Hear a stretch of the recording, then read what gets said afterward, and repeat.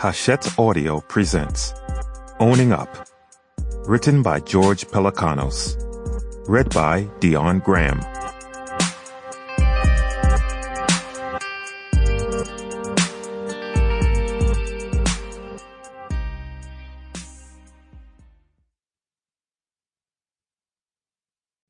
So if the question is asked, what's it amount to? The answer comes sliding out easily.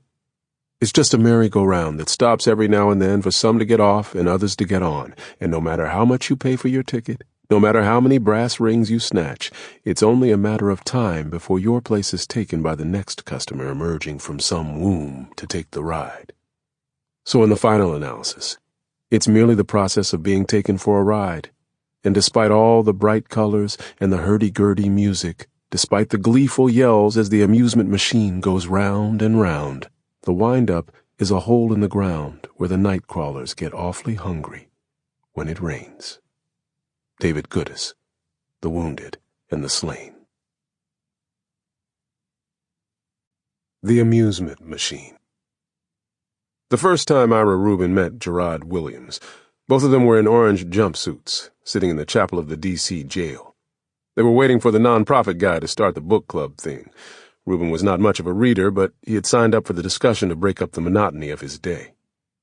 Rubin had seen Williams on the cell block and in the dining hall, noticed him initially because he was very tall. Williams was one of those guys who got along inside the walls due to his easy manner. At the same time, Williams didn't seem soft. It was how to do your time in here if you could manage it.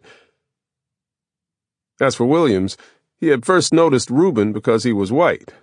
Weren't too many white guys incarcerated in the D.C. jail, not counting that period when those January Sixers were locked up, and depending on when you looked around, there were times when there weren't any white guys in here at all. Not that there weren't whites committing crime in the district. But unless they were carrying charges of violence attached to a gun, most of them walked until it was their time to go to court. It was an unspoken thing that some judges tended to keep whites out of the central detention facility for their own safety. So Williams wondered what Rubin had done to draw incarceration time while he was waiting on his trial. Why had he not bailed out and was in here at all?